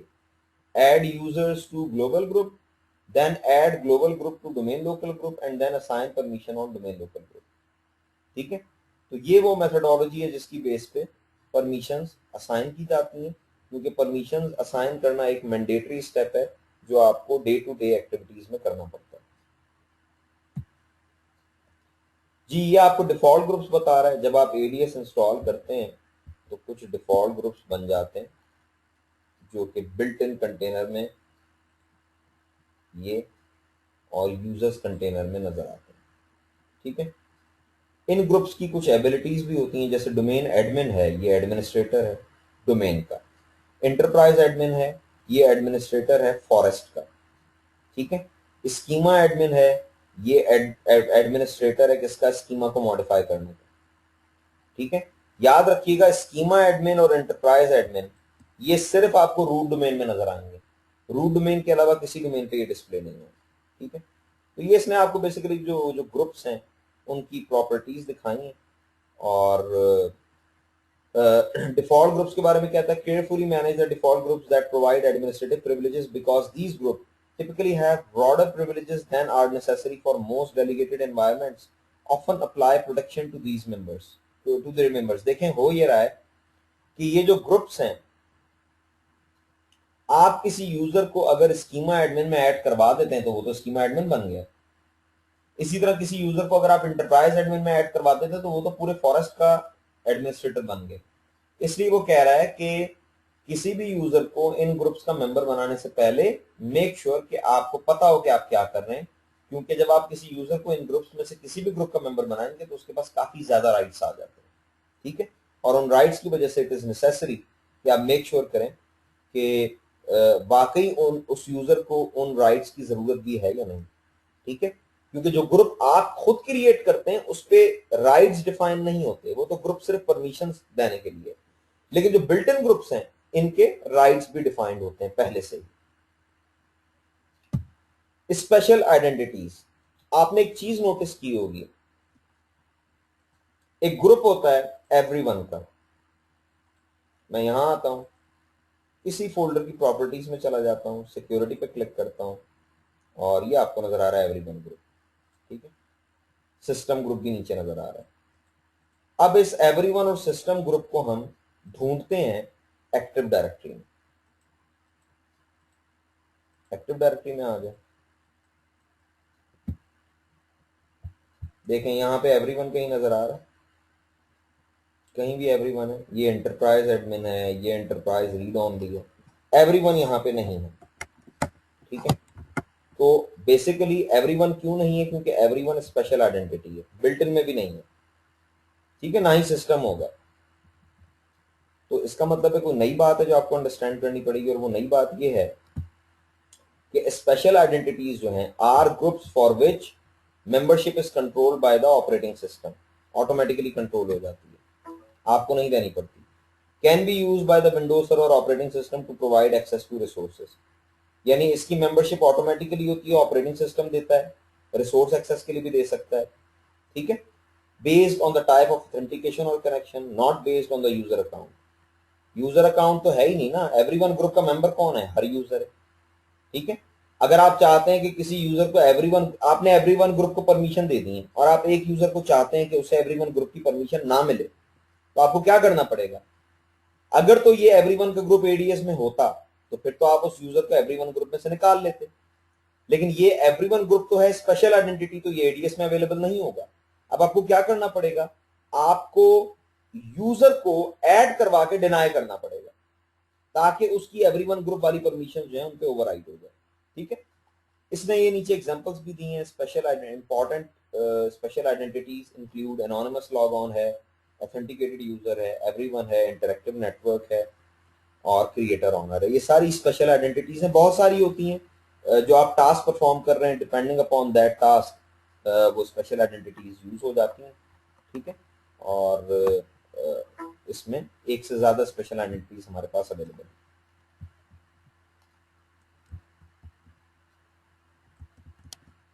तो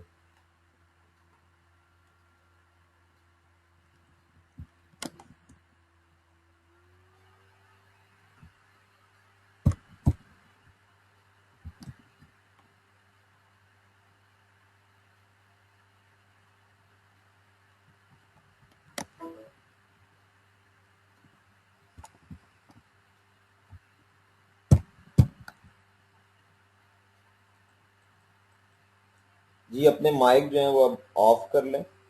जो आज का हमारा प्लान था वो हमने कर लिया, अगर कोई क्वेश्चन है तो आप कर लें।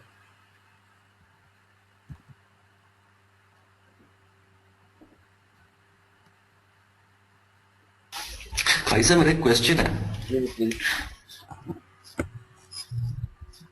हाँ, ये जो हम फॉर एग्जांपल जैसे हमने ये डोमेन क्रिएट की है testing.com, हम एक डोमेन रजिस्टर कराते हैं डोमेन रजिस्ट्रार से, लाइक GoDaddy से testing.com हम डोमेन बाय कर लेते हैं। वो हमें एक दो यानी कि दो सर्वर नेम और साथ में दो पब्लिक आईपी बता देते हैं जी ये आपका डीएनएस है उस डोमेन का, और ये हमारी जो लोकल डोमेन है इसके दरमियान क्या कैसे कम्युनिकेशन होती है, ये क्या सिनेरियो क्या होता है इसका, मुझे ये जरा समझा दें। देखिए वो जो आपको डोमेन देते हैं तो वो डोमेन एडीएस डोमेन थोड़ी है जी। आपकी एडीएस डोमेन और है। आप ये कह रहे हैं कि अगर मैं GoDaddy से एक डोमेन परचेज करता हूं और मैं चाहता हूं वही डोमेन मेरी यूज हो जाए for I would say active directory, तो एक्टिव डायरेक्टरी का इंफ्रास्ट्रक्चर उसी नाम के साथ बना लें, ठीक है। अच्छा, आपको यानी एडीएस इंस्टॉल करनी पड़ेगी।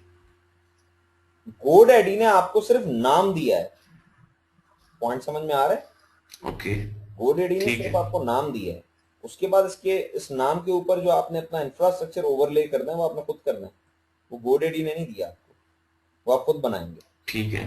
ठीक है। ये जो आपने जुमला कहा ना कि उस डोमेन की साथ मेरी डोमेन की कम्युनिकेशन कैसे होगी, ये उस डोमेन ना कहें, ये आपकी ही डोमेन है।